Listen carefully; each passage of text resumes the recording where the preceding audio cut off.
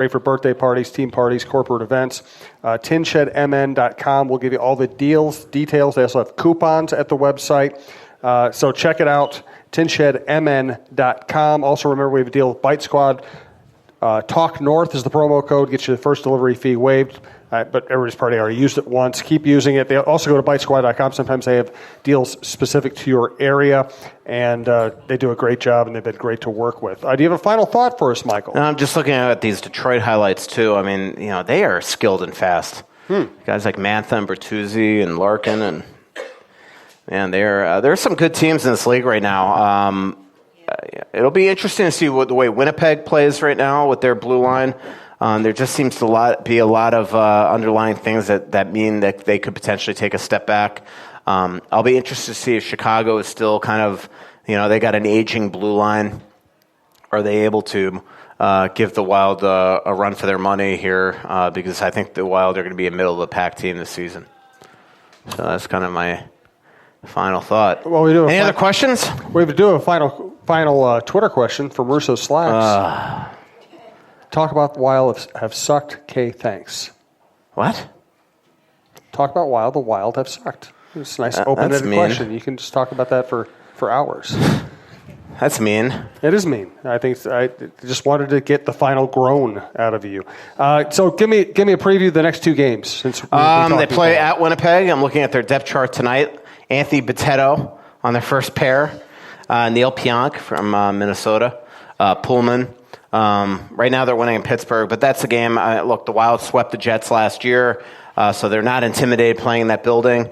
The playoffs notwithstanding, of course, but that was when they were without, for part of it, Zach Parise, without Ryan Suter for the whole thing, and when Jared Spurgeon was walking on like one leg.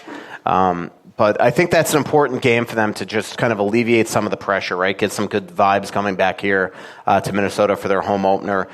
They go back on a 3-game road trip to play, in Ottawa and Toronto and in Montreal, and then home against Montreal. They've got a real tough schedule coming up here. So these next two games, home against Pittsburgh and in Winnipeg, they've got to just, things could get tight very easily here. And the one thing I do feel bad, and you feel it in the locker room too, is that it's almost kind of like, even though Paul Fenton's not here anymore, it's almost like last season didn't end, right? They're 0-2. It's the beginning of the season, but it's like there's already this tension around the organization. You walk into the room and they're already, as Mary asked at the beginning, Zach Parise, they're already talking about the line changes and system stuff. The fan base is acting like we're in game 50 and not game 2. And so that's the tough part right now. And so this, for a team that's just starting, this really, and you have a new GM, and you have a couple new players in Zuccarello and Hartman, it just already feels like there's just this pressure here. So just one win in Winnipeg could really alleviate some of that. Then you come home and try to have a big home opener. Because at some point here, we're going to also have to start to write about, potentially if they keep on losing, who could be coming up from Iowa. Jerry Mayhew is somebody I think I talked about. He's off to a great start in Iowa, but maybe that is his level too. I mean, I couldn't believe that he really couldn't get a lot done in training camp. Offensively. Nico Sturm's just starting out his career. I think it would be really too quick to get him up here, but if all of a sudden things get tense here, they might have to do something. So that Iowa team is really interesting too. They're off to a 2-0 start. I talked to Sam Annis yesterday, and he really likes that team. They had a tough injury right off the last drill of practice. Luke Johnson, who was one of the last cuts of training camp, had a great training camp. He suffered a serious injury and is going to miss 2 months. So.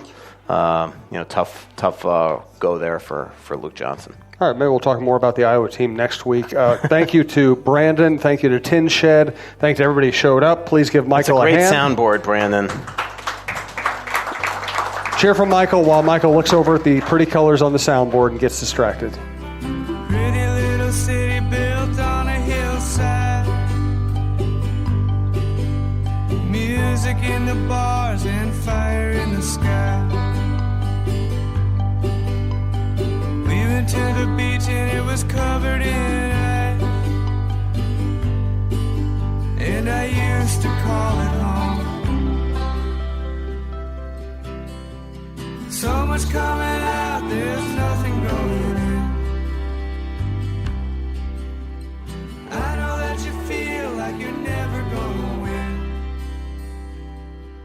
Oh, but the world won't forgive a win.